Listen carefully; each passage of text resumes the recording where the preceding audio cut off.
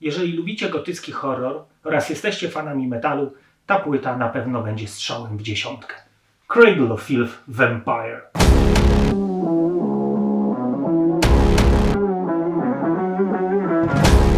Pamiętam, jak w głębokich latach 90. siedzieliśmy sobie na działeczce, wpadł kumpel i powiedział tak: słuchajcie, na tej kasecie mam taki album, że takich gitar, takich wokali, takich klawiszy i tak genialnie połączonych ze sobą nie słyszeliście na żadnej innej płycie. I wiecie co? Miał rację. Ta płyta naprawdę zawładnęła mną na długie, długie lata. Słuchając jej, czujemy się, jakbyśmy siedzieli w gotyckim zamku, gdzie przez witraże, tylko takie szkiełka, przedziera do nas takie blade, kolorowe światełko, wszędzie wiszą kandelabry z nadpalonymi świecami i wszędzie wiszą stare, starutkie pajęczyny. Vampire jest to epka nagrana w 1996 roku z utworów, które nie weszły na pierwszy album The Principle of Evil Made Flesh oraz nie zmieściły się na drugiego długograja Dusk and Her Embrace. Mimo to wydaje się, że kawałki pasują do siebie jak ulał. Styl zespołu okrzepu. Mamy tutaj pędy blackowych gitar, do tego symfoniczne klawisze. Niesamowity wokal Daniego, który swoje struny głosowe potrafi wykorzystać maksymalnie. Mamy tutaj jakby w ogóle rozdwojenie jaźni, od histerycznego pisku po mroczne, niskie melodeklamacje. Te długie teksty naprawdę potrafi wyśpiewać w sposób niesamowity, że każda linijka nie nudzi, tylko jest zaśpiewana w zupełnie innym stylu. To jest naprawdę świetne i kreuje rzeczywiście taki gotycki klimat, który jest dla nich jakby wyznacznikiem całego zespołu. Kredki w bardzo umiejętny sposób potrafią żonglować emocjami słuchacza. Wszystko na płycie bez przerwy się zmienia. A to mamy szybkie, tnące gitary black metalowe z piskiem Daniego, po czym jest zupełne wyciszenie, wchodzą klawisze wręcz symfoniczne i mamy wokale żeńskie w połączeniu razem z głosem męskim, co daje naprawdę niesamowity efekt. Można powiedzieć, że stwarza to taki klimat wampirycznego erotyzmu. Naprawdę w tym klimacie jest osadzona płyta. Dla ludzi, którzy kochają taki wampiryczny klimat horrorów, na pewno się nie zawiodą. Żeby wprowadzić Was w klimat albumu, na początek proponuję wysłuchać fragmentu z Dziecka Rosemary Polańskiego, który został użyty na płycie. Takie bardzo fajne intro. A jest ono o wilkach.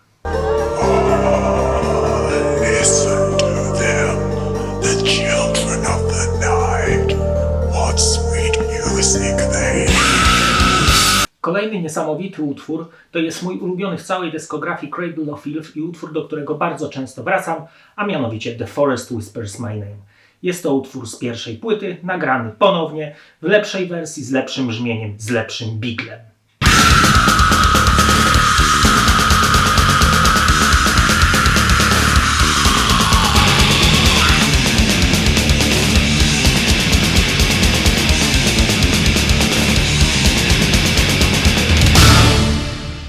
Następny fragment to będzie kawałek utworu The Rape and Ruin and Angels. Uważam, że jest to jeden z najbardziej monumentalnych fragmentów w całym dorobku metalu.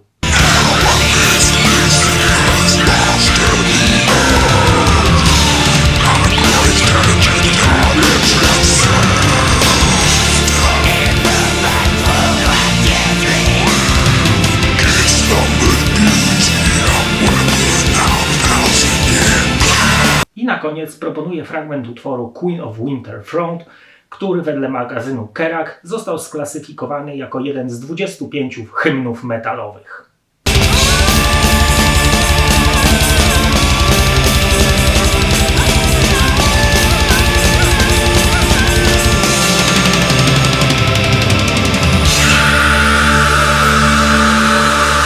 Powiem Wam, że w tych 36 minutach zawartych na tym mini-albumie jest tyle patentów, że nie jeden inny zespół mógłby wypełnić całego swojego długograja tylko patentami zaczerpniętymi z tego albumu. Tutaj się tyle dzieje, od tych najniższych wokali męskich do piskliwych, 3 wokale kobiece. Cała struktura klawiszy, która jest wręcz osadzona w muzyce klasycznej, stwarzają naprawdę niesamowity efekt. No i to właśnie robi robotę Cradle of Filth. Oni wytworzyli sobie taki swój niepowtarzalny styl, że nie da się ich porównać do żadnego innego zespołu metalowego i są naprawdę niesamowici. Przyjrzyjmy się teraz okładce. Jest ona utrzymana w takiej tonacji pomarańczowo-czarnej. Widnieje nazwa zespołu oraz tytuł Vampire, bądź taka gra słowna Five Empire.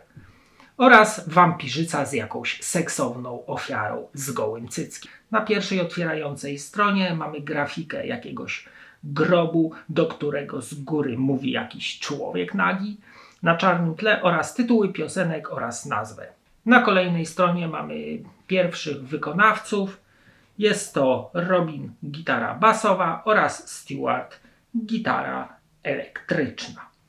Na kolejnej stronie mamy tekst piosenki The Forest Whispers My Name z figurą płaczącej Matki Boskiej. Na następnej stronie mamy kolejnych członków zespołu. Damiena, który jest odpowiedzialny za instrumenty klawiszowe, oraz Jareda. I tutaj jest ciekawostka, to jest osoba fikcyjna. Tutaj jest wymieniony jako gitarzysta, jednak w rzeczywistości jest to takie alter ego Stewarta. I na kolejnej stronie następni członkowie zespołu, czyli Dani odpowiedzialny za wszystkie wokale i teksty utworów oraz Nicolas perkusja. Kolejna strona to, jak widzicie, kolejny tekst do Nocturnal Supremacy i na kolejnej stronie zdjęcie wampirzycy, która będzie zaraz wbijać kły w seksowną szyję jakiejś tam pani, która jest już w momencie ekstazy niemalże. Następna strona to kolejny tekst i na kolejnej, na zdjęciu zachodzącego słońca, mamy informacje odnośnie nagrania płyty oraz adresu wysyłkowego, jeżeli chcemy się skontaktować z Cradle of Filth. Na ostatniej stronie, i tutaj również ciekawostka, mamy jakby drugą okładkę z rozwinięciem tytułu ze strony pierwszej, czyli Dark Fair Tales in Fallostein, z wampirzycą, która już chyba jest po swoim obiadku.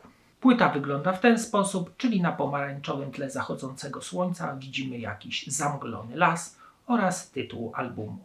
Na ostatniej stronie pudełka mamy zaś rozwinięty w całości tytuł, zdjęcie wampirzycy opierającej się o trumnę oraz tytuły piosenek i wydawcę. Na dzisiaj to tyle. Zapraszam wszystkich na kolejny odcinek drugiej strony metalu. Cześć!